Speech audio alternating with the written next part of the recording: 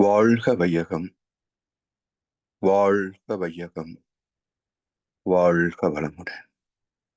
குரு வாழ்க, குருவே துணை. சிந்தனையை, உடல் நலத்தை சீர் அமைத்து உய்வித்த குருவே வாழ்க. வாழ்க வளமுடன், வாழ்க வளமுடன், வாழ்க வையகம். கனடா ஸ்கை யோகா அறக்கட்டளையை சிறப்பாக நடத்தி வருகின்ற ஆன்மீக அன்புள்ளங்கள், குறிப்பாக பேராசிரியர் முனைவர் சிவசங்கரம் ஐயா அவர்கள் மற்றும் இந்த நிகழ்ச்சியை தொடர்ந்து சிறப்பித்து வருகின்ற அன்பர்கள் அனைவருக்கும் அருட்தந்தை வேதாத்திரி மகர்ஷி அவர்கள் சார்பாக வாழ்க வளமுடன் என்ற வாழ்த்துக்களையும் எனது அன்பு கலந்த பணிவான வணக்கத்தையும் சமர்ப்பித்து குருவின் குரல் வேதாத்திரிய தொடர் சிந்தனையின் 124ஆம் பாகத்தில் மதமும் சடங்குகளும் பற்றிய தலைப்பிலே 6வது அமர்வு. இன்றைக்கு நாம் சிந்திக்கின்ற ஒரு சடங்கு பிரதோஷ வழிபாடு. இது பரவலாக எல்லோருக்கும் தெரிந்த ஒரு வழிபாட்டு முறை. சிவன் ஆலயங்களிலே நடைபெறுகின்ற பிரதோஷ வழிபாடு முறை. இதனுடைய தாற்பயம் என்ன? இது ஏன் நமக்கு போதிக்கப்பட்டது என்பதில் மிக ஆழமான அற்புதமான ஒரு வாழ்க்கை தத்துவம் மறைந்திருக்கிறது. அதை வெளிப்படுத்துவதற்காகத்தான் இந்த சிந்தனை. தோஷம், சந்தோஷம் இரண்டு இருக்கு. இந்த சந்தோஷம் என்றால் என்ன என்று எல்லாரும் புரியுது, தோஷம் என்பதும் புரியுது. அப்ப சந்தோஷத்துல ஏன் தோஷம் வந்தது? அந்த சொல் முழுமையாக ஒரு புண்ணியத்தை குறிக்கக்கூடியதாக, இன்பத்தை குறிக்கக்கூடியதாக மட்டும்தான் இருக்கணும். அப்போ தோஷம் சந்தோஷம் என்ற போது தோஷம் தான் முதல் வார்த்தை. அதுக்கு அட்வர்ப் மாதிரி சன் இணைக்கப்படுகிறது, சந்தோஷம். இப்ப தோஷம் என்பது ஒரு தீவினையின் வெளிப்பாடு. அப்ப தீவினையை விளக்க வேண்டும் என்றால் என்ன செய்வது? பகவத்கீதையிலே ஒரு ஸ்லோகம் உண்டு. தானாக வந்தமைகின்ற சுகங்களிலே நிறை பெறுபவனும் வேறொன்றையும் எதிர்பார்க்காதவனும் அத்தகைய பக்தன் எனக்கு இனிமையானவன் என்ற ஒரு கருத்திலே ஒரு ஸ்லோகம் இருக்கு. அப்ப தானாக வந்தமைவது என்று சொன்னால் நாம எந்த முயற்சியும் செய்யாமல் என்று பொருள் அல்ல. குறுக்கு வழியில் முயற்சி செய்யாமல் என்ற அர்த்தம். நேரு வழியில் நாம் எடுக்கின்ற முயற்சிக்கு வருகின்ற ஒரு நல் விளைவு, அதான் சந்தோஷம். அப்போ இறைவன் தருகின்ற பிரதிபலன், அதாவது ஒரு பலன், நாம் செய்த செயலுக்கான பலன், அது நாம் எதிர்பார்த்த அளவுக்கு இல்லாமல் போகலாம், ஆனாலும் நிறைவு பெற வேண்டும். மாறாக நாம் எதை எதிர்பார்த்தோமோ அதை முன்வைத்து நாம திட்டமிட்டு அதர்மத்தில் செயல்பட்டால் அது தோஷமாகும். அப்ப பிரதோஷ வழிபாடு, இந்த தோஷம் வராமல் இருப்பதற்கான வழிமுறை என்ன? அதுதான் பிரதோஷம். இப்ப பொதுவா என்ன நினைக்கிறாங்க, இந்த பிரதோஷ வழிபாட்டிலே நம்ம இணைத்து கொண்டால் 7 ஜென்ம பாவங்கள் எல்லாம் போயிடும் என்று பக்தர்கள் நம்புறாங்க. அது தவறான கருத்து, முற்றிலும் தவறான கருத்து. இந்த ஒரு நம்பிக்கை தர்மத்தை வலியுறுத்தாது. நாம் செய்த பாவங்கள் எல்லாம் மன்னிப்பதற்கு ஒருவன் இருக்கிறான் என்று சொன்னால் தொடர்ந்து பாவங்கள் செய்யத்தான் மனம் விரும்புமே அன்றி மனம் தர்மத்தின் பால் திரும்பவே திரும்பாது. எனவே கருத்துக்களை தெளிவாக, கசப்பாகத்தான் இருக்கும். இன்றைய வாழ்க்கைக்கு தர்மத்தை போதிப்பது கசப்பான விஷயம்தான். யாருக்கும் இதுல கேட்பதில் நாட்டம் இருக்காது. அவர்களுக்கு பூஜை புனஸ்காரம் பரிகாரம் யாகம்னா சந்தோஷமா வந்து எவ்வளவு காசு வேணாலும் கொடுத்து எவ்வளவு நேரம் வேணும்னு காத்திருப்பாங்க. ஆனா இதெல்லாம் வேண்டாம்ப்பா. நீ இறை நீதிக்கு மதித்து வாழ்ந்தால் போதும், இறைவன் தானாகவே எல்லாத்தையும் கொடுத்துருவான். அது ஒரு குறையும் கிடையாது என்றால் நலத்தின்கண் நாரின்மை தோன்றின். இறைவனின் தன்மையே இனிமைகளை நல்குவதுதான். இப்போ ஏதோ நல்லது நடக்குது, என்ன சொல்றோம்? எதிர்பார்க்கவே இல்லை, ஆண்டவன் புண்ணியத்துல. ஆண்டவனுக்கு புண்ணியமா? வார்த்தையை பயன்படுத்துறோம் இல்ல, ஆண்டவன் புண்ணியத்துல நான் நல்லா இருக்கேன்னு சொல்றோம் இல்லையா? அப்ப ஆண்டவன் புண்ணியம் என்பது என்ன? புண்ணியத்தை தான் ஆண்டவன் தருவான், இனிமைகளைத்தான் ஆண்டவன் தருவான். ஆண்டவன் எப்பவும் துன்பத்தை நமக்கு தருவது இல்லை. எனவே அந்த இயற்கை இன்பத்திலே குறைபடுகிறது என்றால் நலத்தின்கண் நாரின்மை தோன்றி. யார் காரணம்? இவன் மட்டுமா? இவன் 1/7, 7ல் 1 பங்கு தான் இவன் காரணம். 7ல் 6 பங்கு யார் காரணம்? அவனை குலத்தின் கண் ஐயப்படும் என்று தீர்ப்பளித்தார் வள்ளுவ பெருந்தகை. பரம்பரையே காரணம்ப்பா. அவன் மட்டுமா காரணம்? அவனுடைய பரம்பரையே காரணம். இப்படி ஒரு கர்ம வினையினுடைய பலம் எவ்வளவு? கடவுளுக்கு பயப்பட வேண்டியது இல்லைங்க, கர்மாவுக்கு பயந்தே ஆகணும். ஏன்னா நம்முடைய வாழ்க்கையின் நன்மை தீமைகளை தீர்ப்பிடுவது கர்மா தான், கடவுள் இல்லை. கர்மா தான் தீர்ப்பிடுது. எனவே மீண்டும் பாவம் செய்யாமல் நம்மை காக்க வேண்டும் என்ற பிரார்த்தனை தான் பிரதோஷ வழிபாடு. இப்ப பக்தி மார்க்கத்துல பரவலான பாடல்கள். வந்த வினையும் வருகின்ற வல்வினையும் கந்தன் என்று சொல்ல கலங்குமே, விநாயகனே வினை தீர்ப்பவன் என்றெல்லாம் பாட்டு இருக்கு இல்லையா? என்ன புரிஞ்சு கொண்டாங்க என்றால், முருகான்னு சொல்லு, வர்ற கஷ்டங்கள் அப்படியே நின்றுடும். விநாயகான்னு சொல்லு, கஷ்டமே வராது. இப்படித்தான் சொல்லி மக்களை ஏமாற்றிக் கொண்டிருக்கிறார்கள். வினைக்கும் விளைவுக்கும் பேதம் தெரியாத அறிவாளிகள் சொல்றாங்களே சொற்பொழிவு, இவர்கள் வினைக்கும் விளைவுக்கும் பேதம் தெரியாத அறிவாளிகள். பாட்டு என்ன சொல்லுதுங்க? வந்த வினை, வந்த விளைவு அல்ல, வந்த வினை, அடுத்து வரப்போகின்ற வல்வினை. முருகன் என்று சொன்னால் கலங்கும். விநாயகனே வினை தீர்ப்பவனே. அப்ப என்ன கருத்து என்றால், உண்மையான தெய்வ நம்பிக்கை. நான் ஏன் இதை பல முறை திருத்தி திருத்தி சொல்லிட்டு இருக்கிறேன்னு சொன்னா, இன்றைக்கெல்லாம் வேஷ பக்தி. உண்மையான பக்தன் பெரும்பாலும் இல்லை, எல்லாம் வேஷ பக்தி. அப்ப உண்மையான பக்தன் யார் என்றால், கண்ணதாசன் அழகா சொல்வார், நாளை பொழுதை இறைவனுக்கு அளித்து நடக்கும் வாழ்வில் அமைதியை தேடு. அவன் தான் உண்மையான பக்தன். எதுக்கும் கும்பிட்டு வைக்கலாம், நான் பார்த்து 4 காசு சம்பாதிக்கலாம்னு சொன்னா அவன் பக்தன் அல்ல. அவருடைய நம்பிக்கை ஊசலாடுகின்ற பக்தன். அதனால்தான் இத்தனை நாள் பண்ணி இந்த சாமி கும்பிட்டுட்டு இருக்க, நீ என்னத்தை கண்ட? அந்த சாமிக்கு வா. இதை விட்டு அங்க போயிடுவான். முருக பக்தன் சிவபக்தன் ஆயிடுவான். இன்னும் சொல்லுவான், இங்கே சாமிகளுக்கு எத்தனை சாமி கும்பிட்டு இருப்ப, யார் கொடுப்பாங்க? அங்க வா, ஒரே சாமி. அங்க போனா உனக்கு எல்லாம் கிடைக்கும். மதம் மாறு. யார் மதம் மாறுவான்? ஆசைகள் உள்ளவனே மதம் மாறுவான்.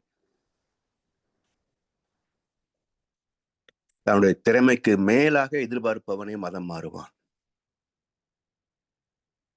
இறைவன் கொடுத்தது போதும்பா அப்படின்றவன் மதம் மாற மாட்டான். எந்த மதமாக இருந்தாலும் சரி, இன்னொரு மதத்துக்கு போக மாட்டான். எனவே இறைவன் நமக்கு கொடுக்க வேண்டும் என்று சொன்னார். அதாவது தெய்வத்தால் ஆகாது, எனினும் முயற்சித்தன் மெய்வர்த்த கூலிதரும் என்பார் வள்ளுவ பெருந்தகை.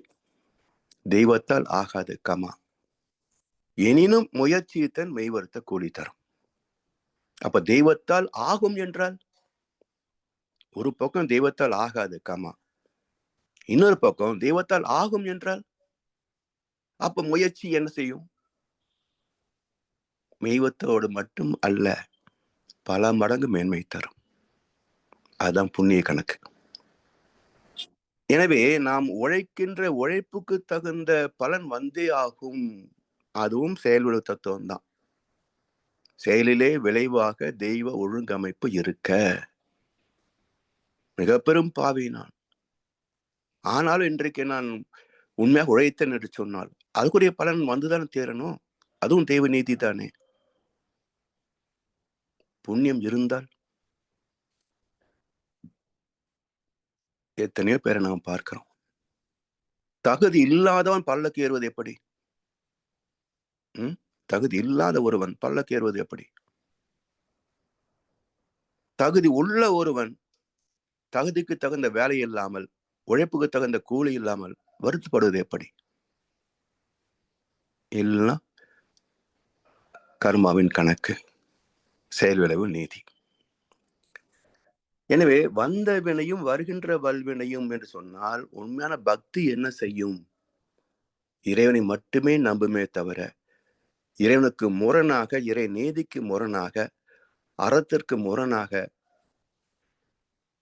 எண்ணம் கூட தோன்றாது. அதை செய்யவே அஞ்சுவார்கள். இதை வேண்டாம்ப்பா, இதை செய்து சம்பாதிக்கிறத விட வேண்டாம், நான் பட்டியல் இருந்தா பரவாயில்ல, வசதி இல்லாவிட்டாலும் பரவாயில்ல, எனக்கு இது வேண்டாம். அதான் கந்தன் என்று சொல்ல கலங்கும். அப்ப யாரெல்லாம் உண்மையான பக்தியிலே சிறந்திருக்கிறார்களோ அவர்களுக்கு ஒரு வல்வினை வந்து நிற்கும். ஒரு நல்ல அரசியல்வாதி, இன்றைக்கு உள்ள ஒரே ஒரு ஆள் தான், பேர் சொல்ல வேண்டாம், அவர்கிட்ட வந்து நிக்குது, இவ்வளவு லஞ்சம் தர்றேன், எனக்கு இந்த ப்ராஜெக்ட் சேங்ஷன் பண்ணி கொடுங்க. வேண்டாம்ப்பா, உன் பணத்தை நீயே வச்சுக்க, எனக்கு ஆண்டவன் கொடுத்தது போதும் சொன்னாரு. வணக்கத்திற்குரிய ஒரு எம்எல்ஏ இன்றைக்கு இருக்கிறவர் தான். அவரு போல எல்லாரும் இருந்த நாடு எப்படி இருக்கும்? அப்போ வந்து நிக்கிது, 400 கோடி கொடுக்குறேன்றான். சும்மா கிடைக்குமா? நீதிபதியே நீதி தவறுறாங்க. சுப்ரீம் கோர்ட்டே காசு வாங்கிட்டு ஜட்மெண்ட் மாத்துது. எனக்கு தெரிந்து ஒரு கேஸ் ஃபைல் நம்பர் எழுதுறதுக்கு 5 லட்சம் ரூபாய் வாங்கியிருக்குது சுப்ரீம் கோர்ட். யாராவது பேசின கண்டம்ஷன் ஆஃப் கோர்ட் அப்படிம்பாங்க. நீங்க என்ன தேவதூதர்களா? நீங்களும் மனிதர்கள் தானே.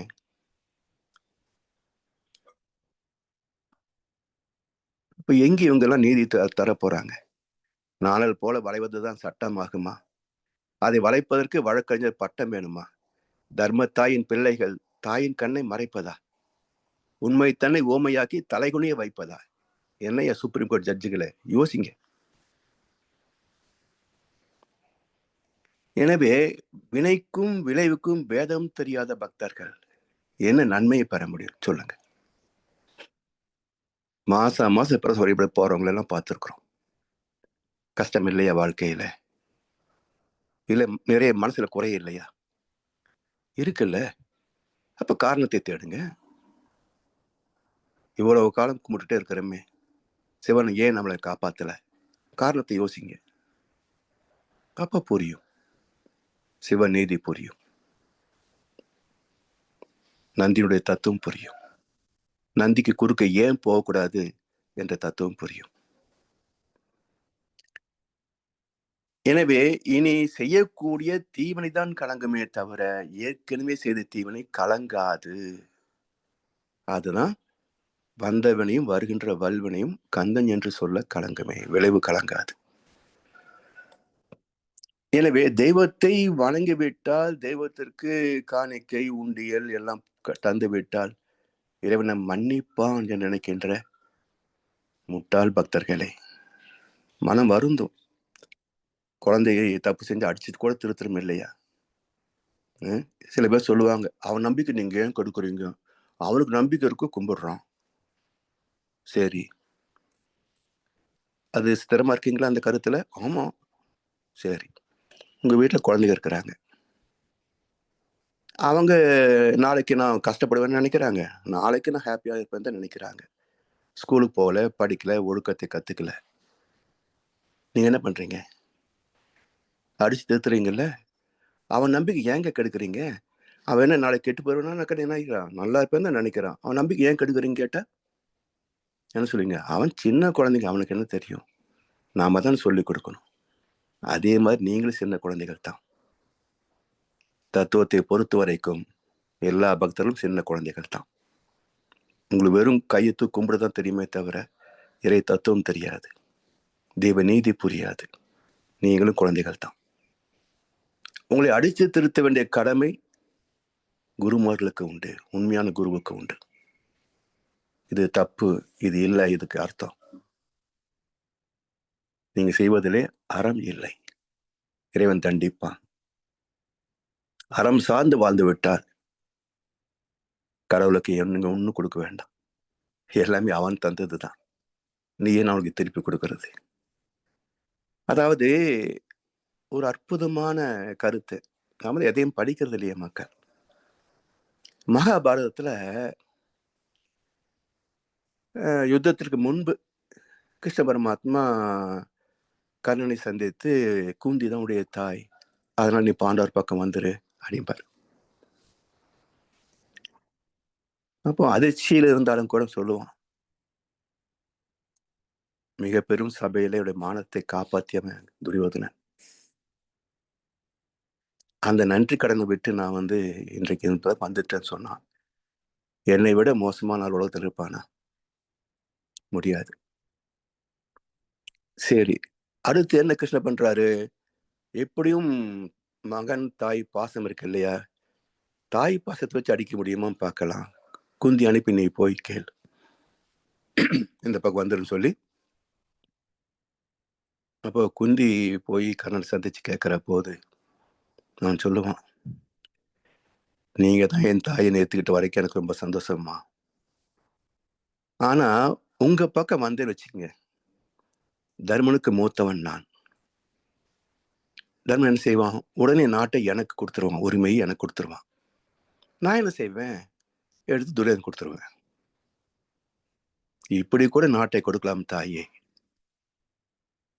ஆனால் எனக்கு அங்க தேசத்தை கொடையாக தந்தவன் கர்ணன்.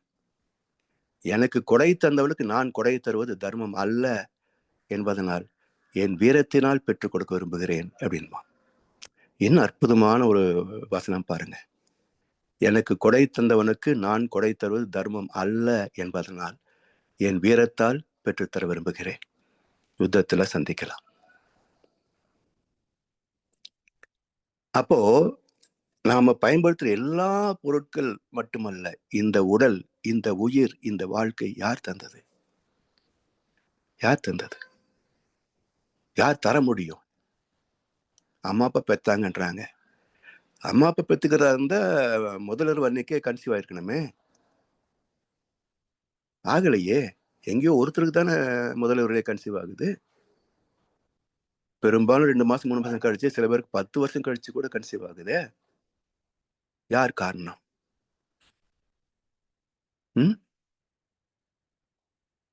பிறப்பும் இறப்பும் நம் கையில் இல்லையே. அப்ப அவன்தான் இறைவன். அப்போ இறைவனின் கருணை இல்லாமல் எது இங்க இருக்குது?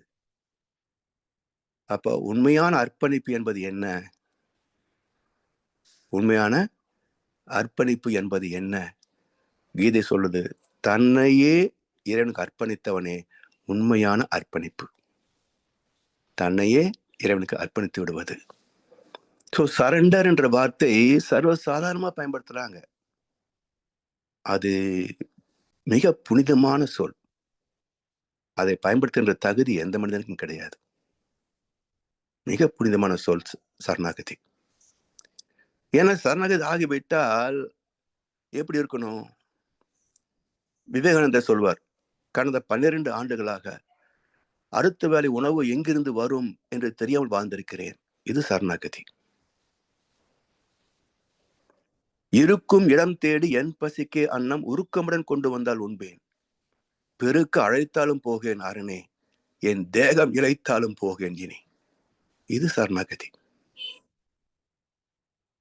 எனவே சும்மா வேச பக்தி வச்சுட்டு மக்களை தன்னைத்தானே ஏமாத்திக்கிறாங்க. அடுத்தவனை ஏமாத்த ஒரு பக்கம் இருக்கட்டும், தன்னைத்தானே ஏமாத்திக்கிறாங்க.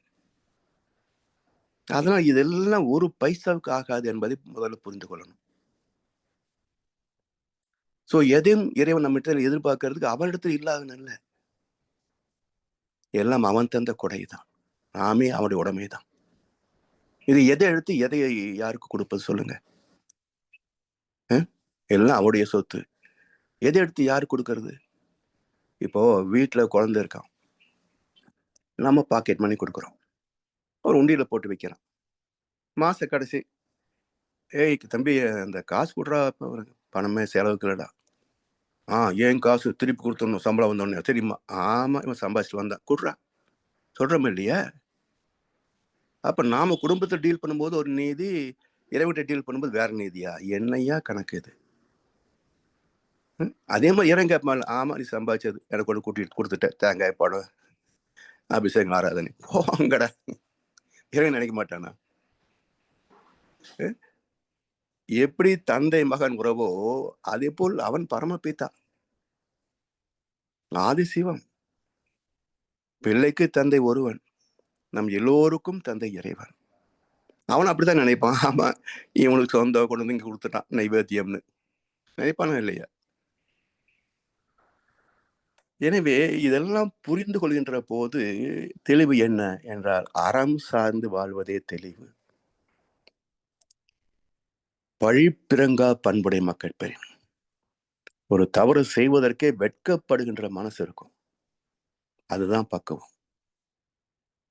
எனவே தெய்வத்தை வணங்கிவிட்டால் எல்லா பாவம் போய்விடும் என்று நம்பிக்கொண்டு துணிந்து பாவத்தை செய்கின்ற பக்தர்களே, இறைவனுக்கு மன்னிக்க தெரியாதுங்க. இறைவனுக்கு மன்னிக்கவே தெரியாது. பரிசுத்த ஆவிக்கு விரோதமாக பேசினால் அது அவனுக்கு இம்மையிலும் மறுமையிலும் மன்னிக்கப்படுவது இல்லை. பைபிள். இயேசுடைய அண்ணன் வள்ளுவர் என்ன சொல்றாரு? தன்னெஞ்சு அறிவது பொய்யற்க, பொய்த்த பின் தன் நெஞ்சே தன்னை சுடும். மன்னிப்பில்லை. சரி, மகாபாரதம் என்ன சொல்லுது? 18ஆம் நாள் யுத்தம் முடிந்தது. பாசறைக்கு திரும்புறாங்க. கிருஷ்ண பரமாத்மா அர்ஜுனா கீழே இறங்குப்பா அப்படின்றாரு. கிருஷ்ணா, இன்னும் டியூட்டி முடியல, நீ தான் முதல்ல இறங்கி வந்து என்ன கையை கொடுத்து கீழே இறக்கி விடுவ, அதுதானே சாரதியுடைய கடமை அப்படிம்பா. இறங்கு கீழே அப்படிம்பாரு கிருஷ்ண பரமாத்மா. அப்போ அந்த அதட்டலுக்கு பணிந்து அர்ஜுன் கீழே இறங்கிடும். பிறகு கிருஷ்ண பரமாத்மா கீழே இறங்குவார். ரதம் பத்தி எரியும். இப்ப அர்ஜுனன் புரிஞ்சுக்கிட்டான், நம்மளை காப்பாத்துறதுக்கு தான் முதல்ல நம்மளை இறங்க சொன்னாரு அப்படின்னு புரிஞ்சுக்கிறான். ஆனாலும் ஆச்சரியம் என்ன, ரதம் எப்படி தானே எரியும் கேட்கிறான். கிருஷ்ணா, என்ன ரதம் தானே எரியுது? பரமாத்மா சொல்லுவார், நாம என்ன யோகியமா சண்டை போட்டாடா ஜெயிச்சோம்? பாவத்தை செய்து தானே ஜெயிச்சோம். பீஷ்மரை கொன்றது என்ன புண்ணியமா? துரோணரை கொன்றது என்ன புண்ணியமா? இல்ல கர்ணனை கொன்றோமே, அது மகா பாவம் இல்லையா? ஒரு நல்ல மனுஷனை சதி செஞ்சு கொஞ்சம் கொன்னுட்டுமே, அது மகா பாவம் இல்லையா? அந்த பாவம் பத்தி எரியுதுன்னார். அப்போ பரமாத்மா இருந்த வரைக்கும் ஏன் எரியல அப்படின்னு மகர்ஷி சொல்றாங்க. என்ன, துரியாதீதத்தில் நாம் ஒன்றி விடுகின்ற போது அந்த இறை அழுத்தம் தன்னிருக்கம் தான் சொத்துவனுடைய இயல்பு. அழுத்தம்னு உந்துவாற்றல் ஒன்றை கொண்டே, அந்த தஞ்சிருக்கத்தால் நம்முடைய உன்னிலை நான் அடங்க என்னுளை நீ விளங்க, அது தஞ்சிருக்கம் நம்முள் இறங்குகின்ற போது நம்முடைய ஜீவாத்மாவில் இருக்கின்ற பதிவுகள் அமுக்கப்படுகின்றன. ஒரு பொருள் மேல எடை வச்சா என்ன ஆகும்? மேல வர முடியுமா? அதுபோல் அந்த இறை அழுத்த நொடிவினை பதிவுகளை அழுத்தி வைக்கின்றன, வெளிவராது. அந்த கருத்து மகாபாரத்தோட இணைந்து போது பாருங்க. அப்போ இறைவன் துணை இருக்கின்ற வரைக்கும் அந்த வினை வெளிவருவது இல்லை. ஆனா எப்பவும் டெல்டா ஃப்ரீக்வன்சி இருக்க முடியுதா? யாருக்கு முடியும்? ஞானிகளுக்கே சாத்தியம் இல்லை. அப்போ தமோ ரஜோ சத்வ என்ற குணங்கள், நிர்குணம் என்ற 4 நிலைகளிலே எப்பவுமே நிர்குணமா நிற்க முடியாதுங்க. சத்துவத்துக்கு இறங்கினாலும் வினைப்பதிவு வெளிப்படும். எனக்கு தெரிஞ்ச சில குருமார்களே நோய்வாய்ப்பட்டதும், அவன் குடும்பத்துல தகாத காரியங்கள் நடந்ததெல்லாம் பார்த்துருக்கேன். கோவில் அர்ச்சகர். ஆனா வீட்டுல பாத்தீங்கன்னா, பாரம்பரிய அர்ச்சகர் எப்படிப்பா இதெல்லாம் நடக்குது? அப்போ உங்களுக்கே தத்துவம் புரியல. வெறும் மந்திரங்களை வச்சுக்கிட்டு மக்களை இடத்துல தன்னை உயர்ந்தவனாக காட்டிக்கொண்டு அறியாமல் இங்கே செய்த பாவங்கள் இறைவன் மன்னிக்கலையே. ஆராய்ச்சி பண்ணணும். எதை பார்த்தாலும் நாளும் ஒவ்வொரு பாடம் கூறும் காலம் தரும் பயிற்சி. நல்லதை பார்க்குறோமா, இது போல் நாம் செய்யணுன்ற ஒரு பாடம். கெட்டதை பார்க்குறோமா, இது போல் நாம் செய்யக்கூடாது என்பது ஒரு பாடம். குருக்களை மதிக்கணுமா, அது ஒரு பாடம். அவரே கஷ்டப்படுகின்ற போது காரணத்தை தேட வேண்டும், அது ஒரு பாடம். எனவே இந்த அறிவு தான் நம்மை மேம்படுத்துமே தவிர, சிந்திக்கவே மறுத்தால் நமக்கு தான் சிந்திக்க முடியல. வேதத்தின் மகர்ஷி மாதிரி உண்மையான குருமார்கள் வர்றாங்க, நம்ம சிந்திக்க சொல்றாங்க. அப்ப சிந்திக்கின்ற அறிவை இறைவன் தந்திருக்கின்றான். சிந்தனையை தூண்டுவதற்கு இறைவனே குருவையும் அனுப்பி வைத்தார். சிந்திக்க மாட்டேன் அடம் பிடிச்சா எப்படி? இப்படித்தான் இருக்கிறாங்க. எனக்கு தெரிந்த உறவு நட்பு இருக்கு. சிந்திக்க மாட்டேன்னு அடம் பிடிப்பாங்க. அப்போ ஒரு 10 பக்கம் படிச்சுட்டவனை நம்புறீங்க, 30 வருஷமா இதுலயே இருக்கிறேன், ஏன் சொல்றது நீங்க நம்ப மாட்டீங்களா அப்படின்னு. மௌனம் தான் பதிலாக இருக்கும். எனவே இதெல்லாம் அந்த சடங்கு சம்பிரதாயங்கள் எல்லாம் என்ன கருத்து இருக்குன்னு பார்க்கணும். அதாவது சமீபத்துல நேற்று 2 நாள் முன்னாடி ஹோமியோபதி டாக்டர்கிட்ட போன போது இந்த அவரு என்கிட்ட கொஞ்சம் தத்துவம் பேசுவார். அப்ப நான் சொன்னேன், இந்த ஏதோ இந்த கத்தி போட சொல்லுவாங்க இல்லைங்களா, அப்ப இந்த அளவு குத்துறது, தீ மிதிக்கிறது, இப்படி தன்னை வருத்திக்கிறாங்க. இப்படி வருத்திக்கிறத பார்த்து இறைவன் சந்தோஷப்படுவான்னு சொன்னா வில்லனுக்கும் இறைவனுக்கும் வித்தியாசம் இல்லையே அப்படின்னு. அப்போ டாக்டர் சொன்னாரு, அப்படி இல்லை, உடலை வருத்தி பழகிக்கிட்டா ஏதாவது நோய் வரும்போது அது தாங்குற சக்தி இருக்கும், அதுக்காக தான் அந்த சடங்கு வச்சிருப்பாங்க அப்படின்னாரு. அற்புதமான கருத்து டாக்டர் அப்படின்னு. அப்ப எதுக்காக தீ மிதிக்கிறது அது இதெல்லாம் வச்சிருக்கிறாங்க? ஏன் ஃபாஸ்டிங் இருக்கணும் அப்படின்னா, ஒரு நாளைக்கு உணவு கிடைக்கலன்னு வச்சுக்கோங்க, அதை சமாளிப்பதற்கான ஒரு ட்ரைனிங் தான் உண்ணான அன்பு. ஏதாவது தீ பட்டுருச்சு, ஏதோ ஒரு காயம் பட்டுருச்சு, அந்த வழியை பொறுத்து கொள்வதற்காகத்தான் தீ மிதித்தார். இப்படி ஒவ்வொன்றிலையும் தேடி பார்க்கிற போது முன்னோரெல்லாம் மூடர்கள் அல்ல, முன்னோரெல்லாம் மூடர்கள் அல்ல, மிகச்சிறந்த ஞானிகள். நமக்கு புரியல, அதனால இந்த கருப்பன்கள் பேசுறானுங்களே, கடவுளை பத்தி திட்டுறது பேசுறது, அப்புறம் மறைமுகம் போய் காலில் விழுந்து பாதத்தை கழுவி தண்ணி குடிச்சுக்கிறது. என்ன ஒரு, அதாவது தெய்வத்தை நம்புவதற்கும் தெய்வத்தை மறுப்பதற்கும் பெரிய அறிவோ அனுபவமோ தேவையில்லைங்க. கிளிப்பிள்ளை அறிவு போதும். சொன்னதை திருப்பி சொல்லுகின்ற கிளிப்பிள்ளை அறிவு இருந்தா போதும். ஆஸ்திகன் ஆகலாம் அல்லது நாத்திகன் ஆகலாம். ஆனால் தெய்வம் உண்டு என்றால் எப்படி என்று விளக்குவதற்கும், இல்லை என்றால் எப்படி என்று மறுப்பதற்கும் தெளிந்த தத்துவ ஞானமும் தவமும் அனுபவம் இருக்கணும். அவங்களால தான் அது முடியும்.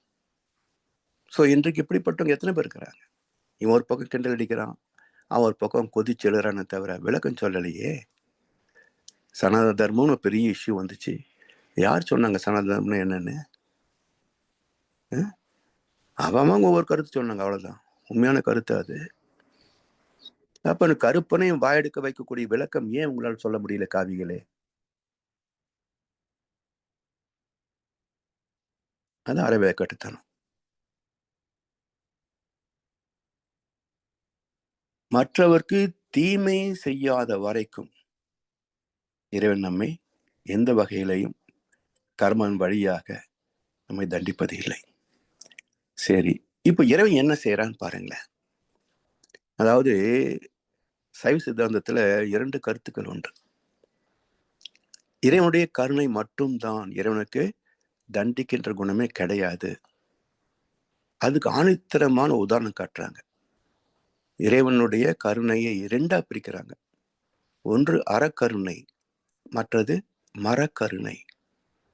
என்னது? கருணை ஒன்னதானே சொல்றோம், அன்பும் கருணையும் சொல்லுவோம்.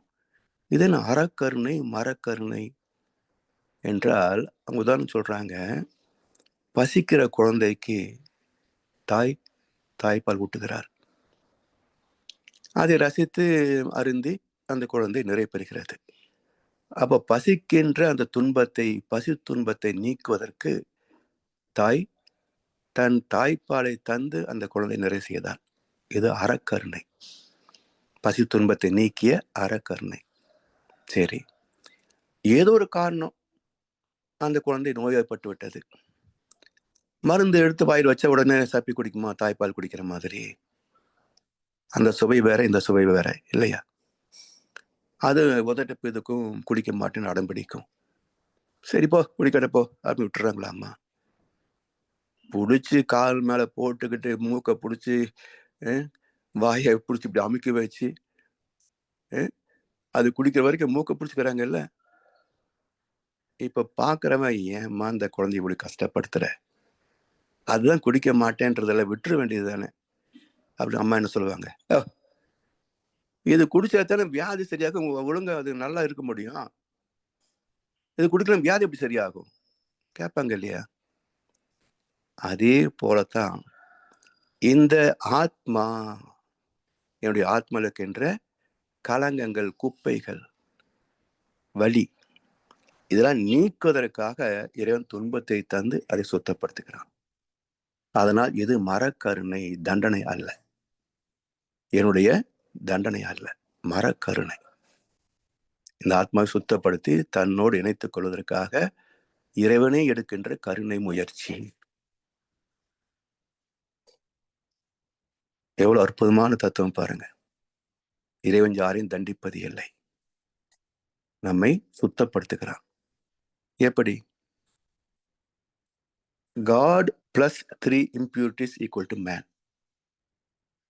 கடவுள், அதனோடு ஆணவம், கண்மம், மாயை கலந்ததால், வரலாற்றிலே இதெல்லாம் கலந்ததனால் மனிதனாக இன்ப துன்பத்தை அனுபவிக்கிறோம். நம்மிலே இருந்து ஆணவம், கண்மம், மாயை நீக்கிவிட்டால் தூய்மை வந்து விடுகிறது. தூய்மை பெற்றுவிட்டால் பரிசுத்த ஆவி, பரமசிவம், இறைவனோடு ஒன்றி போகிறோம். அப்ப இந்த தூய்மைப்படுத்துகின்ற கடமை யார் செய்யறாங்க? எப்படி தாய்ப்பால் தந்து வளர்க்கின்ற தாயே மருந்து தந்து துன்பத்தை நோயை நீக்குகிறாளோ, அதே போல் நமக்கு புண்ணியத்தை தந்து காக்கின்ற கடவுளை துன்பத்தை தந்து நம்மை சுத்தப்படுத்துகிறார். அதுவும் ஒரு கருணை தான். எதற்காக? உன்னை என்னோடு இணைத்துக் கொள்கிறேன், உன்னுடைய பாவத்தை இந்த துன்பத்தை கொடுத்து நீக்கிறேன். சரி, அதையும் அதுல ஒரு கருணை பாருங்க. உயிர் போற மாதிரி வலிக்குதும்பா. உயிர் போயிட்டு எப்படிடா பேசுவ? உயிர் போற மாதிரி வலிக்குதுன்றான், உயிர் போயிட்டு எப்படி பேசுவ? அப்போ தாங்க முடியாத அளவுக்கு துன்பம் வந்தது என்று சொன்னால் இறைவனின் கருணையே உயிரையும் உடலையும் பிரித்து விடுகிறது. அதுவும் இறைவனின் கருணை செயல் என்பார் மகரிஷி. அப்ப தாங்குற கஷ்டத்தான் கொடுக்கறான், தாங்க முடியாத கஷ்டத்தை கொடுக்கறது இல்லை. அப்படி ஒரு சில சிச்சுவேஷன், அப்படி ஒரு நிலை வருகின்ற போது மரணத்தை தந்து நம்மை ஆட்கொள்கிறார். எனவே இப்படி இறைவனின் கருணையை நினைத்து பார்க்கத்தான் என் ஆத்மாவில் ஒரு நிறைவு வரும். ஆத்ம நிறைவு வந்து விட்டால் எந்த பாவத்தையும் செய்வதற்கு மனம் போகவே போகாதுங்க, எதற்கும் ஆசைப்படவும் செய்யாது. என்ன இருக்கு இந்த வாழ்க்கையில? என்ன பெரிய சாதனை சொல்லுங்க? வாழ்ந்தவர் கோடி, மறைந்தவர் கோடி. நீ என்ன பெரிய சரித்திரம் எழுதுற? நீ வேணா எழுதி வைக்கலாம், நானும் அவரும் சரித்திரம் எழுதி வைக்கலாம். எத்தனை நாளைக்கு நிற்கும் இந்த சரித்திரம்? யார் படிப்பாங்க?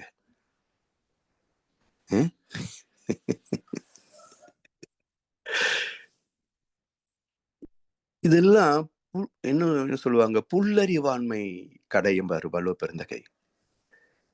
அதாவது முட்டாள்தனத்துல முட்டாள்தனம். யார் இதெல்லாம் நம்ப மாட்டாங்க மட்டும் இல்ல. இது நிக்காது சரித்திரத்துல. நாம ஏதோ சரித்திரத்த கிரியேட் பண்றோம்னு நெனச்சுக்கிட்டு, சிலை வைக்கிறது, அது வைக்கிறது, இது வைக்கிறதெல்லாம் பண்ணுவாங்க. இது உடைஞ்சு போறதுக்கு எவ்வளவு நேரம் ஆகும்? ஒரு எரிமலை, ஒரு நிலநடுக்கம் எல்லாம் உள்ள போயிடும். அவ்வளவுதான். ஆடி அடங்கும் வாழ்க்கையடா. ஆருடைய நிலம் கூட சொந்தம் இல்லையடா. அடுத்த 6 மாசத்துல மேல ஒருத்தனை போச்சிருவான். இப்ப அது கூட கிடையாது. உள்ள தள்ளி பட்டன் முடிஞ்சு போச்சு. 5 நிமிஷம். புஷ் முடிஞ்சு போச்சு. இவ்வளவுதான். ஒரு பிடி நீரும் இல்லாத உடம்பை நம்பும் அடியேனை இனியாலுமே. 75 கிலோப்பா. தடவி தடவி வைத்த வளர்த்தான். உள்ளத்திலே பட்டன் அமுக்கின உடனே ஒரு பிடி நீரும் இல்லாத உடம்பு. இதுக்கா இவ்வளவு ஆட்டம்? இதுக்கா இவ்வளவு ஆட்டம்? அதனாலதான் தினமும் கொஞ்ச நேரமாவது நமக்கு புரியிற பாஷையில நம்முடைய தாய்மொழியிலே இறை வணக்கத்தை செய்யணும். இதுல பிரதோஷ வழிபாட்டுல மிருத்யுஞ்சய மந்திரம் என்ன ஒன்று இருக்கும். இதுல வரும். நந்திதேவ வழிபாட்டுல வரும். அது சொல்றோம். எனவே இந்த அறையை நாம் கூட்டணும் வச்சுங்களேன். ஒரு அறையை ஒரு வீட்டை நம்ம கூட்டணும். எங்க ஒரு இடத்துல இருந்து தொடங்குறோம். அப்படியே கூட்டிகிட்டே வர்றோம். ஒரு அறை கூட்டி முடிச்சுட்டு அடுத்த அறை வர்றதுக்குள்ள குழந்தைகளோ யாரோ அந்த பக்கம் குப்பையை போட்டுடுறாங்க. கூட்டி முடிக்கும்போது பார்த்தா அந்தரம் குப்பையா இருக்குது. என்னடா குப்பை பிடிச்சிட்டு இப்பதான் கூட்டிட்டு போனேன் அப்படின்னு சொல்லி அது மறுபடியும் அங்க போய் கூட்டுறோம். அதுக்குள்ள இந்த குழந்தைகளா சேர்ந்து எந்த பக்கம் வந்து இந்த ரூம்ல குப்பை போட்டுருச்சு. இப்படியே போட்டுட்டு இருந்தா இந்த வீடு எப்ப சுத்தமாகும்? ஒரு நாளும் ஆகாது. இதே போலத்தான் துன்பத்தை தந்து ஒரு பாவத்தை நீக்குகிறான் இறைவன். ஒரு துன்பத்தை தந்து ஒரு பாவத்தை நீக்குகிறான். அதுக்குள்ள 4 பாவம் பண்ணிடுறான். அது அந்த மெச்சூரிட்டி டைம் வர்ற போது மறுபடியும் நீக்கிறான். அதுக்குள்ள 100 பாவம் பண்ணிடுறான். எந்த பிறப்பில் இவன் தூய்மை பெறப்போகிறான்? அப்ப இறைவனின் கருணையினால் நம்மை ஆட்கொள்ள முனைந்தாலும் நம் ஆணவத்தால் அதை இழந்து போகிறோம். பாவத்திலேயே பறந்து பறந்து பணம் தேடி பாவ குளத்தில் நீராடி பிறந்து வந்த நாள் முதலாய் பேராசையுடன் உறவாடி அப்படி இறந்தவனே சுமந்தவனும் இறந்துட்டான். அதை இருப்பவனும் எண்ணி பார்க்க மறந்துட்டான். யோசிச்சு பாருங்க. அப்ப வாழ்க்கையிலே எதை நாம் கற்றுக்கொள்ள வேண்டுமோ, எதை நாம் வாழ்ந்து பார்க்க வேண்டுமோ, அதையெல்லாம் மறந்தே போயிட்டோம். மறந்தே போயிட்டோம். அப்படியே யாராவது நினைவுபடுத்தினாலும் இதெல்லாம் அந்த காலத்துக்கு சரி, மகாபாரத காலத்துக்கு. இன்னைக்கெல்லாம் வந்து மகாபாரத கிருஷ்ணன் இப்போ வந்தாலும் லஞ்சம் வாங்கிக்குவான் என்று விதண்டாவாதம் பேசுவானே தவிர தன்னை திரித்துக் கொள்ள முனைய மாட்டான். காரணம் அந்த அளவுக்கு பாவத்தின் ஆக்கிரமிப்பு ஒவ்வொரு மனிதனுக்குள்ளும் இருக்கிறது. யார் சொன்ன கேட்பான்னு நினைக்கிறீங்க? மகர்ஷி தன் வாழ்க்கையே அர்ப்பணித்து இந்த வேதத்திரத்தை பரப்பணும்னு முயற்சி எடுத்துக்கிட்டார். எத்தனை பேர் தெரிந்தாங்க சொல்லுங்க? தெரிஞ்சுக்கிட்டாங்க. அதுவாக வாழணும்னு முயற்சி எடுத்தவர்கள் மிக குறைவு. அதுல வெற்றி பெற்றவர்கள் இன்னும் குறைவு. காரணம் என்ன? வினைப்பதிவு. அந்த சுமை.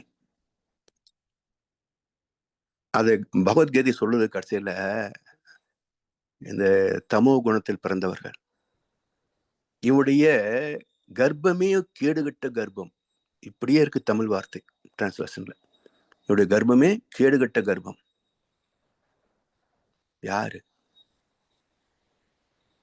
இந்த டிவில எல்லாம் வந்து ஆடுறாங்களே, சினிமால ஆடுறாங்களே, இதெல்லாம் கேடுகட்ட கர்ப்பங்கள். அவன் பின்னாடி போகலாமா? கூத்தாடி பின்னால போன எப்படி உருப்பட முடியும்? ஒரு கூத்தாடி பின்னாடி போய் நாடு இப்படி இருக்குது. தொடர்ந்து கூத்தாடிகளைத்தான் நம்புவோன்னு சொன்னா எப்படி நல்லா இருக்க முடியும்? சரி, அவன் என்ன செய்வான்? இவர்கள் அதர்மத்தையே தர்மம் என்று சாதிப்பார்கள். நடக்குதா நாட்டுல? அதர்மத்தையே தர்மம் என்று சாதிப்பார்கள். அதை ஏற்றுக்கொள்கின்ற, அதை மதித்து அதுக்கு சாதகமா பேசுகின்ற மக்கள் இருக்கிறாங்க. பார்க்கிறோம் நடைமுறை வாழ்க்கையில. அதர்மத்தையே ஏற்றுக்கொள்கின்ற மக்கள். அப்ப எங்கே போய் நம்ம பிரதோஷ வழிபாட்டுடைய பயனை அடைய முடியும் சொல்லுங்க. சோ மிக அற்புதமான தாத்பரியம், மிக அற்புதமான தாத்பரியம் பிரதோஷ வழிபாடு. சிவனுக்கு என்னென்ன பேர் இருக்குங்க? பொதுவா பிரம்மா, விஷ்ணு, சிவம் என்று பேசுவாங்க. சிலர் ஆதிசிவம், ருத்ரசிவம் இப்படியெல்லாம் சில வார்த்தைகளை பயன்படுத்துறாங்க. உண்மையிலேயே பார்த்தோம் என்று சொன்னால் அதுக்கு எந்த பேரும் கிடையாது இல்லையா? ஓர் நாமம் ஓர் உருவம் இலாதானை பாடுறாங்க, எல்லாம் நல்லா தான் பண்ணாங்க. ஓர் நாமம் ஓர் உருவம் இலாதானை. அதை விட வேடிக்கை என்ன தெரியுங்களா? என்னது, இந்திர லோகம் ஆளும் அச்சுவை தருணம் வேண்டேன் அரங்கமான் நகருள்ளானே ஒரு பாட்டு வருமே. இந்திர லோகம் தந்தாலும் வேண்டாம் சொல்லிடுவான். நம்ம சும்மா ஏன் இப்படி பாடிட்டு தெரியற? நீ சின்ன ப்ரொமோஷனுக்காகவே கோயில் சுத்திட்டு இருக்கிற. இந்திரலோகம் கொடுத்தா கூட வேண்டாம் சொல்லிடுவான். நம்ம உன்னுடைய பாதமே போதும். எதுக்கு இந்த பொய்? உன்னால ஒருவேளை சோத்து கூட விட்டுற முடியாது, இந்திரலோகம் கொடுத்தா சும்மா விட்டுருவியா? ஆனா பாடுறது மட்டும் இந்திர லோகமாலும் அச்சுவை தருணம் வேண்டேன் அரங்கமா நகருளானே.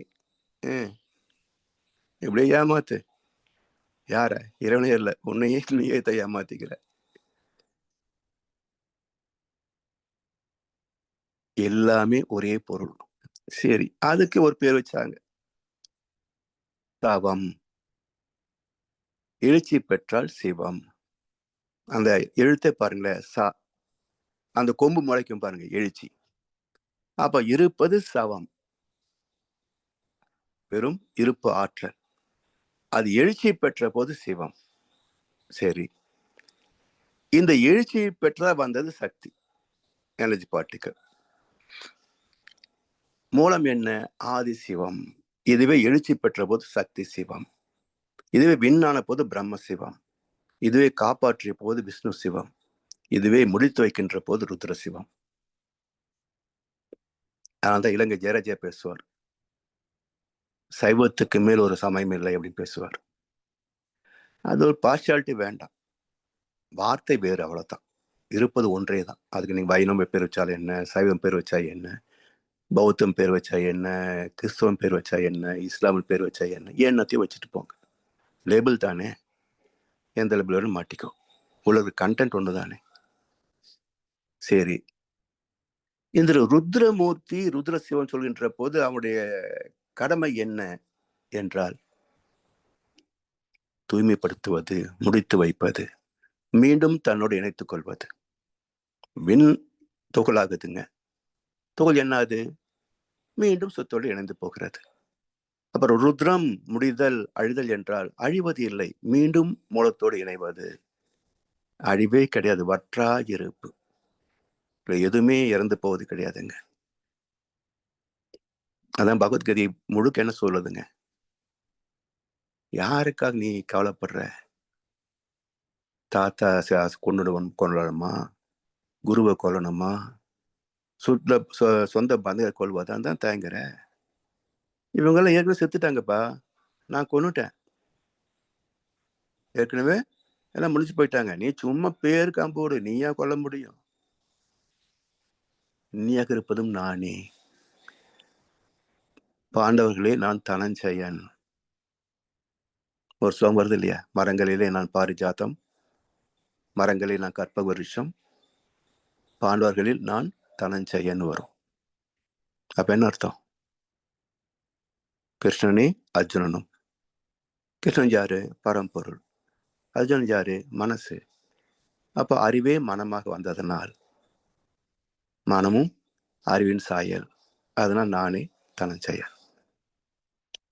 அப்படி ருத்ரம் என்றால் அழித்தல், அழிவது அல்ல, மீண்டும் மூலத்தோடு இணைதல். இப்ப என்ன சொல்றான்? செத்து போயிட்டா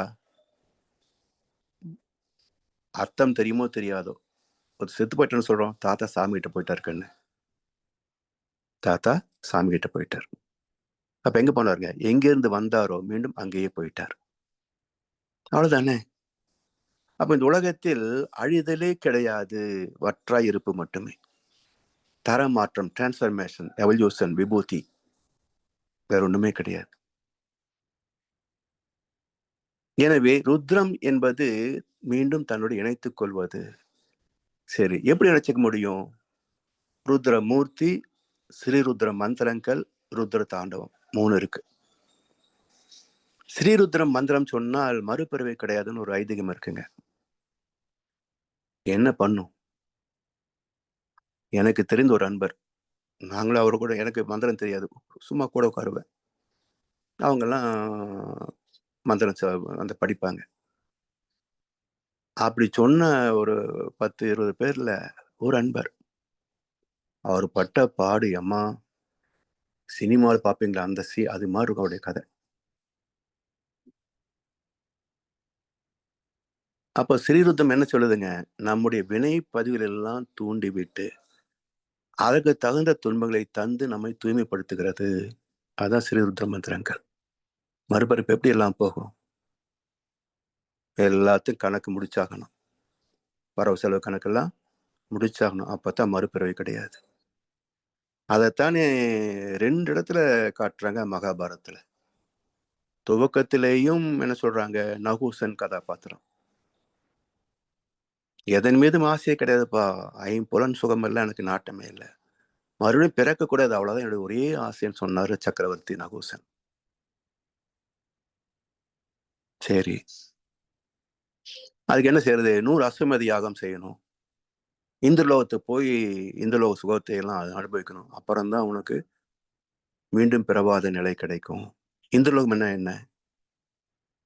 மாயலோகம். இந்திரலோகம் என்ன? மாயலோகம். எப்படி? இதுல மயக்கம் இருக்குங்க. இது எழுதப்பட்ட காலம் பெண்கள் எல்லாம் வீட்டில் இருந்த காலம். ஸோ வெளி அனுபவமும் வெளியுடைய நன்மை தீமைகளும் அவங்கள அணுகாது. ஆண்களுக்கு தானே பிரச்சனை. ஆண்களுக்கு என்ன சிக்கல்? மது மாது. அப்போ எங்க கிடைக்கும்? இந்திரலோகம் போனீங்கன்னா நித்திய கன்னிகள் கிடைப்பாங்க. ரம்பை, மேனகை, ஊர்வசி, திலோத்தமை எல்லாம் கிடைப்பாங்க. ரைட்டு. இங்க என்னைய காக்டெயிலு? இதோட சூப்பர் காக்டெயில் எங்க இருக்கு? சோமபானம். அடிக்க அடிக்க அப்பே தீராது அங்க. அப்போ இந்திரலோகம் என்பது மாயலோகம், புலன் கவர்ச்சியில் இருக்கின்ற மாயலோகம். அவங்க போன என்ன ஆகும்? புண்ணியமெல்லாம் தீர்ந்து போயிடும். மாயையில் சிக்கினால் இன்பத்தை தூக்கிறேன்னு சொல்லி தூக்க ஆரம்பித்தால் எல்லா புண்ணிய கணக்கு தீர்ந்து போயிடும். அப்புறம் நீ இந்த லோகத்தை இது மீண்டும் பிறவாத நிலை அடையலாம். சரி, இது ஒரு உதாரணமாச்சா? கர்ணன் அவன் புண்ணிய கணக்கு நிறைய வச்சிருக்கிறான். புண்ணியம் இருக்கிற வரைக்கும் இரண்டு போக முடியாது. அப்ப என்ன செய்ய? இறைவன் புண்ணியத்தில் எனக்கு தாரை வாத்து கொடுப்பா, ஓய்விலாது யான் செய் புண்ணியம் அனைத்தும் உதவினேன் கொள்கன்னு கொடுத்தார்.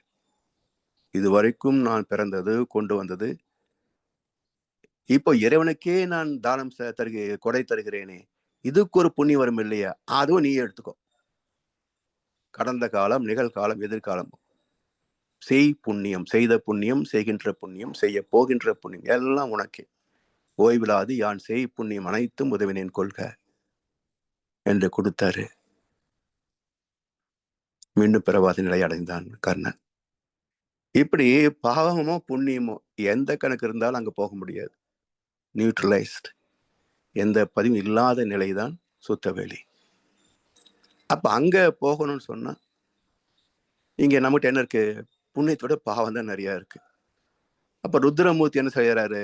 துன்பத்தை தந்து பாவத்தை நீக்கி மீண்டும் இந்த ஜீவனை தன்னோடு இணைத்துக் கொள்வதற்கான மரக்கருணையிலே நம்மை அரவணைக்கின்றான். அப்படி ருத்ரம், ருத்ர சிவம், ருத்ர தாண்டவம் அது என்ன சொல்லுது அப்படின்னா, தாண்டவம் என்ற சொல்லுக்கு தாண்டு கூட்டல் அவம் என்றுதான் விளக்கம். அது ஒற்றை சொல் அல்ல, 2 சொற்கள் இணைந்த ஒரு கூட்டு சொல் தாண்டவம். தாண்டு கூட்டல் அவம். சரி, தாண்டு புரியுது, தாண்டி போகணும். அவம் அப்படின்னா அவம் தான் அவமானம். சரி, அவம் செய்தால் அவமானம் வரும். அவம் என்பது என்ன? தவத்துக்கு எதிர்ச்சொல். தவத்துக்கு எதிர்ச்சொல் அவம். தவம் செய்வார் தம் கர்மம் செய்வார், மற்ற அல்லார் அவம் செய்வார் ஆசை உட்பட்டு என்றார் வள்ளுவர். தவம் செய்தால்தான் தர்மத்தின்படி வாழ முடியும். யார் தவம் செய்யவில்லையோ அவர் மடாதிபதியாக இருந்தாலும் கூட பாவம் செய்திருவார், வாய்ப்பு இருக்கு. ஏன்னா திரிவேதி பாதுகாப்பானது, சதுர்வேதி ஆபத்தானது. நான் 2 வார்த்தை உண்டு, திரிவேதி சதுர்வேதி 2 இருக்கும். திரிவேதினா 3 வேதங்களை கற்றவர், சதுர்வேதினா 4 வேதங்களை கற்றவர். 4வது வேதம் என்ன தெரியுங்களா? அதர்வண வேதம். அதர்வண வேதம் என்ன? White magic, black magic. Black மேஜிக்னா பில்லி, சூனியம் இதெல்லாம். அப்போ தெரிஞ்ச சும்மா இருப்பானா? டெஸ்ட் பண்ணி பார்ப்பான். அப்போ திரிவேதி பாதுகாப்பானது, சதுர்வேதி ஆபத்தானது. அது மாதிரி அவம் என்ற சொல்லுக்கே பொருள் தெரியணும். அதை வெல்லும் வழி தவம் என்று வேறு இல்லை என்று தீர்ப்பளித்தார் வள்ளுவ பெருந்தகை. தவம் செய்வார் தம் கர்மம் செய்வார். தான், குடும்பம், சுற்றம், ஊர், உலகென்ற 5 வகை கடமைகள் தென்புலத்தார் விருந்து ஒக்கல் தான் என்றாங்க. 5புலத்தார் ஓம்பல் தலை. யார் செய்வாங்க? தவம் செய்வார் தம் கர்மம் செய்வார். சரி, மற்றவங்க ஒரே தீர்ப்பு, சப் கிளாஸே கிடையாது, ஒரே தீர்ப்பு, அவம் செய்வார் ஆசை உட்பட்டு. அவ்வளவுதான். இதுக்கெல்லாம் வேறு தர்மங்கள் பேசுவாங்க உலகத்துல. ஆனா வலு ஒரே தீர்ப்பு சொல்லிட்டான், நீ என்னவோ தர்மம் பேசிக்க, ஆனா இறைவனுடைய தர்மத்துக்கு பொருந்தாது. அவ்வளவுதான். ஏன்? நீ ஆசை வயப்பட்டவன். யாருக்கு ஆசையில் சொல்லுங்க உலகத்துல? எனவே ருத்ர தாண்டவம் என்றால் பாவத்தை தாண்டுவது. எப்படி தாண்ட முடியும்? முதல்ல பாவம் செய்யாம இருக்கணும். 2வது பாவத்துக்கான துன்பம் வருகின்ற போது அதை தாங்கிக் கொள்ளணும். ஏன்னா நாம பார்த்து நான் முதல்ல அட்வான்ஸ் பேமெண்ட் ப்ரீ க்ளோசிங் பண்றேன் அப்படின்னு சொல்லி பேங்க்ல லோன் க்ளோஸ் பண்றோமே, அது மாதிரி ப்ரீ க்ளோசிங்ல சில பேங்க்லேயே கிடையாது. ப்ரீ க்ளோசிங் நாட் அலோடு பண்ணுவாங்க. இறைவன் கணக்குல அது சுத்தமா கிடையவே கிடையாது. எல்லாம் வந்து மெச்சூர் டைம் வரும் போப்பா, உன் கணக்குல மொத்தமா பார்த்து முடிக்க முடியாது போ. அப்போ ஒவ்வொரு வினைக்கு தகுந்த நன்மை தீமைகள் அந்தந்த ஸ்பெசிபிக் மெச்சூரிட்டி டைம் அதில் தான் வெளிவரும். அப்போ 7 பிறவிகள் ஆகும். 7 பிறப்பும் தீயவை தீண்டா பழி பிறங்கா பண்புடை மக்கட்பெறேன். ஒவ்வொரு தலைமுறையிலேயும் பழிச்செயலை செய்வதற்கு வெட்கப்படுகின்ற சந்ததியாகவே வந்தது என்று சொன்னால் 7வது தலைமுறையில எல்லா பாவங்களும் போய்விடும். 8வது தலைமுறை கிருஷ்ண பரமாத்மா மாதிரி, வேதத்திலே மகர்ஷி மாதிரி தெய்வவம்சமாக பிறப்பார்கள். அதான் கிருஷ்ண பரமாத்மா 8வது குழந்தை. இப்படி இந்த பிரதோஷம் என்ற ஒரு சொல்லுக்கே புரிந்து கொள்வதற்கு நமக்கு இவ்வளவு கதை தேவையா இருக்கு. அடுத்து இந்த வழிபாடு எப்படி என்பதை அடுத்த அமர்வில் சிந்திப்போம் என்று சொல்லி வாய்ப்பளித்தனருக்கு நன்றி பாராட்டி இந்த உரையை நிறைவு செய்கின்றோம். வாழ்வளமுடன், வாழ்வளமுடன், வாழ்க வையகம். வாழ்க வளமுடன். மிக்க நன்றிகள் ஐயா. வாழ்வளமுடன். வாழ்க வளமுடன் சிறப்பு ஐயா. அன்பர்களுடைய கேள்வி பதில் செல்வோம். ஐயாவிடம் உங்கள் கேள்விகளை கேட்க விரும்புபவர்கள் கருத்துக்களை வருமாறு விரும்புபவர்கள் கைகளை உயர்த்தி கேட்கலாம்.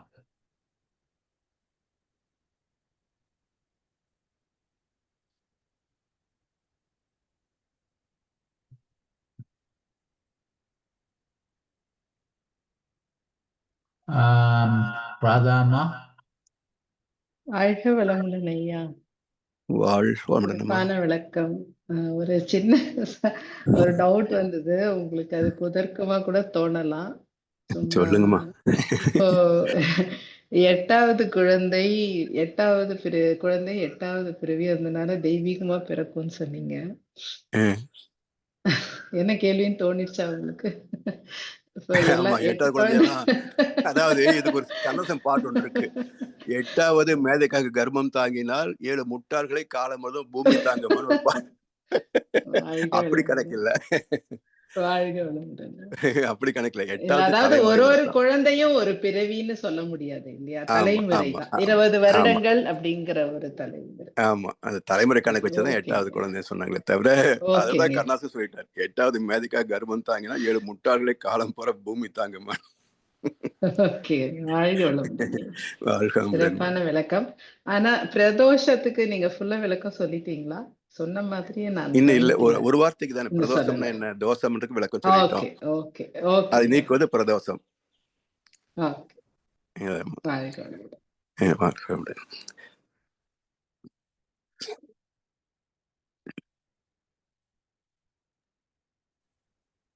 வேறு நண்பர்கள்?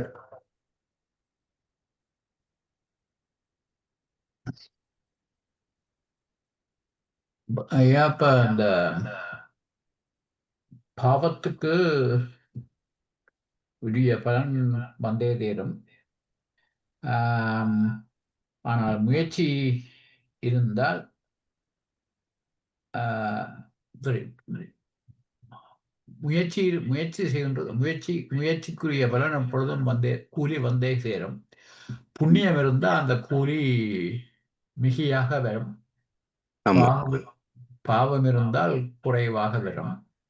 ஆமா, புண்ணியம் இருந்தா கூலியோட போனஸ், எக்ஸ்கிரிசியா, கிராச்சுவிட்டி, பிஎஃப், பென்ஷன் எல்லாம் கிடைக்கும். இல்லைன்னா கூலி மட்டும்தான் கிடைக்கும். இல்லைன்னா கூலி மட்டும்தான் கிடைக்கும். அப்ப மொத்தத்துல எப்பொழுதும் புண்ணியம் இருந்ததோ பாவம் இருந்ததோ இல்லையோ தொடர்ந்து முயற்சி செய்து கொண்டே இருக்க வேண்டும். அதாவது நம்ம என்ன கொண்டு வந்திருக்கோம்னு கணக்கு நமக்கு தெரியாதுங்க ஐயா. ஆமா. வந்த துன்பத்தை ஏற்றுக்கொள்வதும் துன்பத்திற்கான தீவனை செய்யாமல் இருப்பதும், இதுதான் வாழ்க்கை. வேற ஒண்ணுமே கிடையாது. தி பர்பஸ் ஆஃப் லைஃப் அப்படின்னா வந்த துன்பத்தை சகித்துக் கொள்வதும் ஏற்றுக்கொள்வதும், யாருக்கும் எந்த வகையிலையும் வார்த்தையால் கூட துன்பம் தராமல் இருப்பதும், இது ஒண்ணுதான் அறம் சார்ந்த வாழ்க்கை. எண்ணம் தவிர்க்க முடியாது, பாசிட்டிவ் நெகட்டிவ் இருக்கதான் செய்யும். ஆனா சொல் செயல் நம்ம கண்ட்ரோல்ல தானே இருக்கு. ஸோ அப்போ ஒரு சொல் சொன்னா அவன் மனசு என்ன புண்படும் அப்படின்னு யோசிச்சு பார்த்து பேசணும். அவ்வளவுதான். வேற இது ரெண்டு தவிர வேற நம்ம கையில வேற எதுவுமே கிடையாது. எதுவும் கிடையாது. இன்னொரு பக்கத்துல ஐயா, இப்ப புண்ணியம் எக்ஸஸாக இருந்தாலும் அதை போகும் வரைக்கும் பிறவி இல்லாமல் போகாது. அப்ப புண்ணியம் இருந்தா நல்லது தானுங்க ஐயா. Enjoy the life. ஆனா பிறவி இருக்க போகுது. இப்ப என்ன பிறவி வேண்டாம்னா இருந்தா என்ன? இப்ப ஒரு பிறவிதான் நாம இருக்க போறோம் இல்லைங்களா? இந்த பிறவிலே கணக்கு முடிக்கிறதுக்கு முடியாது. அதுதான் நானும் கேட்கணும்னு நினைச்சேங்க. அதாவது பிறவாமையை பத்தி நம்ம எதுக்கு கவலைப்படணும்? கவலைப்பட முடியாது. ஏன்னா அது நம்ம கையில கிடையாது. அந்த பக்குவம் நமக்கு வந்துருச்சுன்னா தவறு செய்தா அனுபவிக்க போறோம். அதான் நாத்திகனுடைய வாதம் இல்லையா?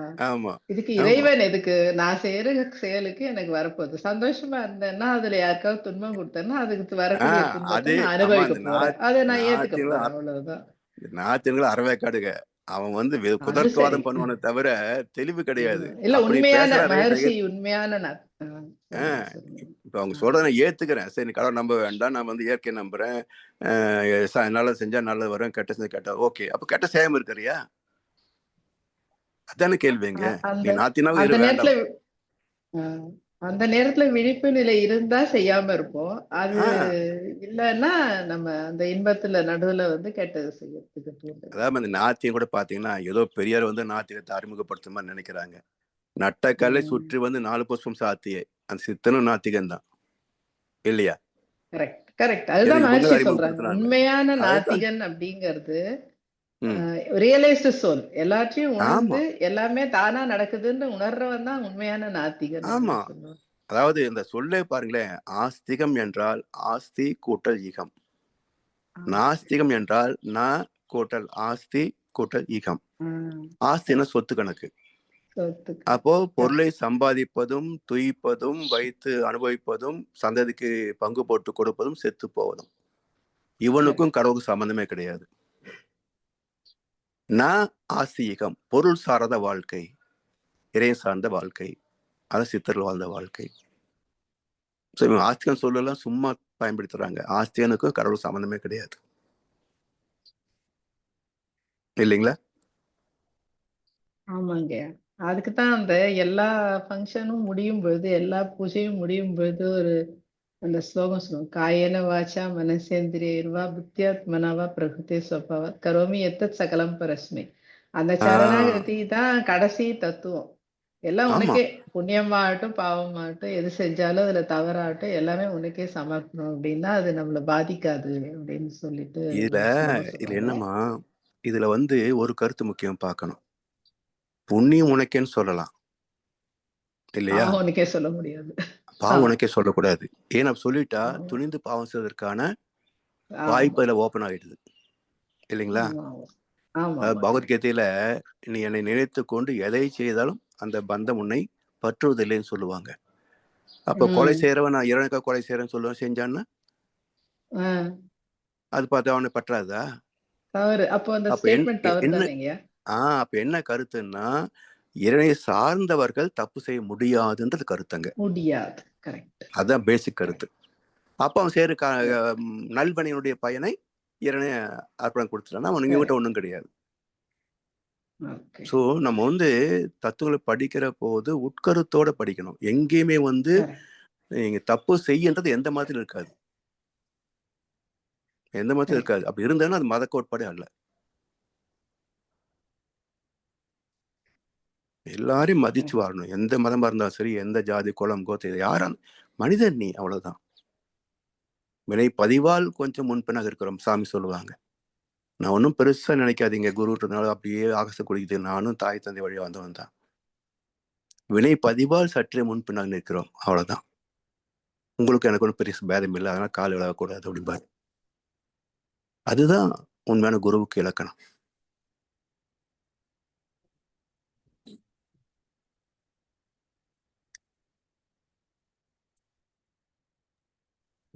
நன்றி ஐயா. நன்றி ஐயா. முடிச்சுக்கலாமா? முடித்துக் கொள்வோம் ஐயா. இதுவரை நேரம் இந்த குருவன் குரல் வகுப்பு 124 மிகச் சிறப்பாக நமக்கு நடத்தி தந்து எங்கள் கேள்விகளுக்கும் தெளிவான விளக்கங்களை தந்த முதுநிலை பேராசிரியர் பழனிசாமி ஐயாவை நாம் எல்லோருமாக சேர்ந்து ஐயாவுக்கு நன்றி தெரிவிப்பதோடு ஐயாவை எல்லோருமாக சேர்ந்து வாழ்த்துவோம். பேராசிரியர் பழனிசாமி ஐயா அவரது உடல் நலம், மனவளம், பொருளாதார வளம், அவர்தம் அன்பு குடும்பம், அவரது வேதாத்திரிய தொண்டு